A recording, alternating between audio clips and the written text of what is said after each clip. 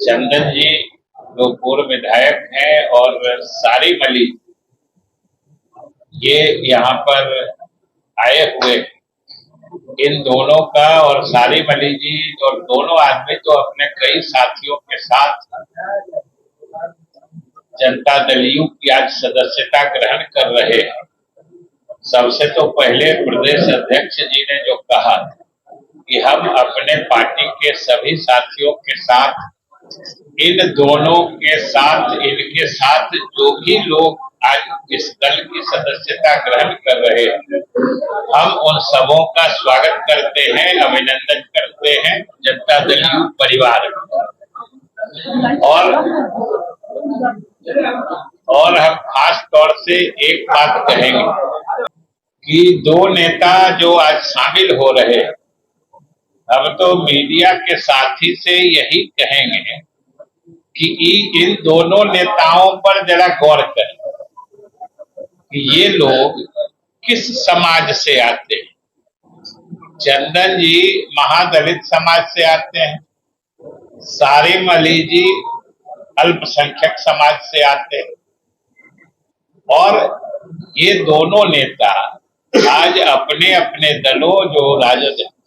छोड़ के आज जनता दल यू की सदस्यता ग्रहण कर रहे हैं, इसका अपने आप में काफी महत्व है। ये बहुत अहमियत रखने वाली बात कि ये दोनों जो आ रहे हैं ये एक प्रतीक है, ये इन दोनों समाज की सोच को दर्शाता है कि आज चाहे दलित या गरीब परिवार के लोग हो, जो गरीब समाज है या अल्पसंख्यक समाज है, वो क्या सोच रहा है। ये दोनों उन दोनों समाजों के प्रतिनिधि के रूप में शामिल हो रहे हैं। और सबसे बड़ी बात है कि सारी मली जी जो अपने सभी साथियों और अपने हमारे नवीन आर्या जी जो पूरे इस कार्यक्रम के संयोजक हैं और संचालक भी हैं, पढ़ रहे थे, तो इनके साथ जो और हमारे अल्पसंख्यक साथी आज शामिल हो रहे हैं जनता दल यू में, इन्होंने उनका परिचय विस्तार से नहीं दिया। इसमें से अधिकांश निर्वाचित जनप्रतिनिधि है,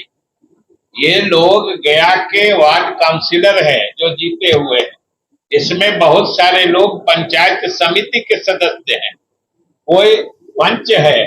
मतलब सब लोग जो त्रिस्तरीय पंचायती राज व्यवस्था है या शहरी निकाय है उसमें निर्वाचित जनप्रतिनिधि, तो निर्वाचित जनप्रतिनिधियों का आना ये और एक विशेष अहमियत रखता है। ऐसे नहीं होता है, ये आम इन लोगों के समाज के झुकाव को दर्शाता है। और सबसे बड़ी बात है ये कब शामिल हो रहे हैं, वो जरा समय पे गौर करिए। रमजान का महीना है और रमजान के महीने की खासियत क्या होती है कि रमजान के समय में लोग खुदा के ज्यादा करीब होते हैं, और खुदा के ज्यादा करीब होते हैं तो इसका मतलब क्या होता है कि वो सच्चाई के करीब होते हैं, और जब सच्चाई के करीब होते हैं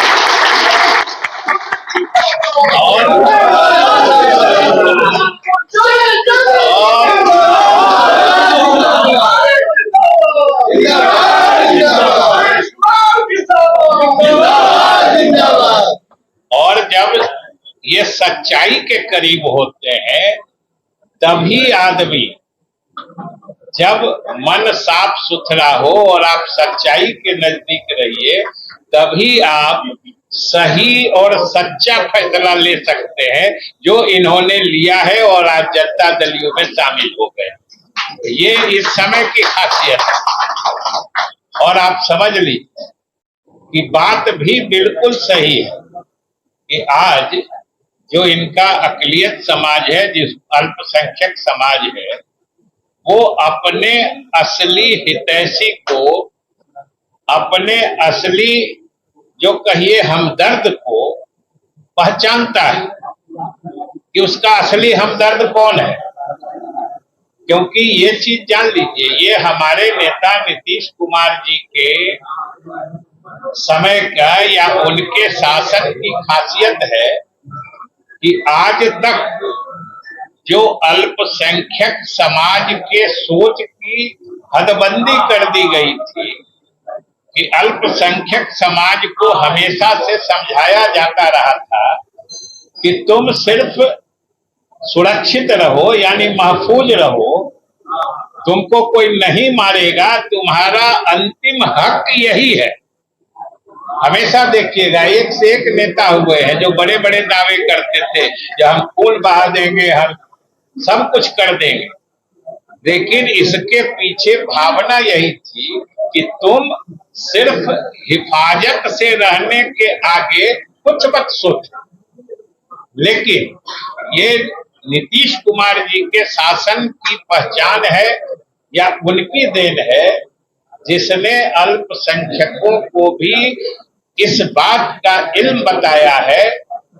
कि आपको भी अपनी माली हालत सुधारने का अधिकार है, आपको भी तालीम याफ्ता बनने का अधिकार है।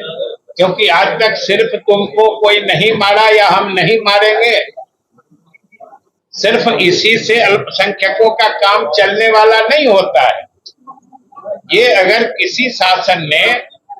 यहाँ के अल्पसंख्यकों को बताया है तो वो सिर्फ और सिर्फ हमारे नेता नीतीश कुमार का शासन है, जिसने अल्पसंख्यकों को यह एहसास कराया है कि आपको सिर्फ हम महफूज ही नहीं रखेंगे, बल्कि आपको हम तालीम याफ्ता बनाकर हम इक्तिसादी हालत, मतलब जिसको आर्थिक तरक्की कहते हैं, हम वो भी आपको आगे बढ़ाएंगे। और आज आप देखिए कि जो आरक्षण है, जो लड़कियों को वजीफा, हम तो जो सरकार की तरफ से नियुक्ति पत्र बांटे जाते हैं, मैंने कई कार्यक्रमों में उसमें शिरकत की है और मैंने देखा है कि उसमें अल्पसंख्यकों की भागीदारी लगातार बढ़ती जा रही है। और यही है असली हसबखा, यानी असली हमदर्द होने की पहचान, जो आपको माली और माशी दोनों हालत सुधारने का काम करता है और वैसे मंसूबे तैयार करता है। यही पहचान है हमारे सरकार की। और सबसे बड़ी बात है कि ये तो दुनिया जान रही है ना कि जब तक लोग तालीम हासिल नहीं करते हैं तब तक आगे नहीं बढ़ सकते हैं। ये सब जानता है कि जो समाज शिक्षित नहीं होता है आगे नहीं बढ़ता है। हम तो चुनौती के साथ कहते हैं कि नीतीश सरकार के अलावा पीछे आने वाली कोई सरकार बता दे कि अल्पसंख्यक समाज को तालीम याफ्ता बनाने के लिए किसने क्या किया, और हम गिना सकते हैं।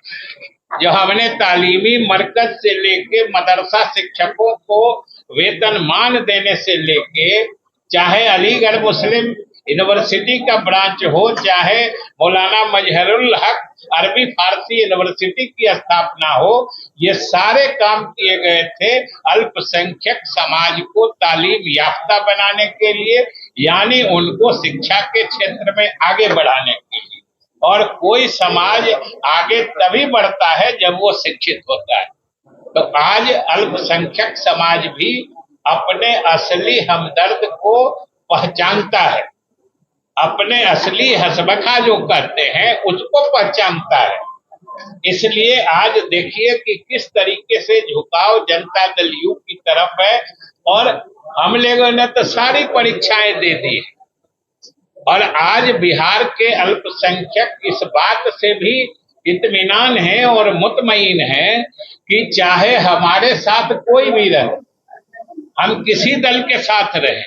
या हम यूं कहें कि भाजपा के साथ भी अगर हम हैं, तो अल्पसंख्यकों के हित में सारे फैसले हमने भाजपा के साथ रहते हुए लिए और भाजपा ने कहीं उसमें कोई दिक्कत नहीं की। इसलिए हम लोग अपने प्राथमिकता से बिहार के अल्पसंख्यक के हितों में सारे फैसले करते रहे हैं और फैसले लेके अल्पसंख्यक समाज को तरक्की के रास्ते पर आगे बढ़ाने के लिए हम लोग सब कुछ करते रहे हैं और उसी का नतीजा है कि आज बिहार के अक़लियत समाज बेदार हो रहे हैं, जागरूक हो रहे हैं, अपने असली हितैषी हम दर्द को पहचानने लगे हैं और इसीलिए सब लोग जनता दल यू की तरफ मुखातिब है और हमें पूरी उम्मीद है कि अभी जो साथी हमारे साथ शामिल हुए हैं, इन लोगों के शामिल होने से हमारी पार्टी मजबूत होगी और इस सब का इम्तिहान तो आने वाले चुनाव में आप देख ही लीजिएगा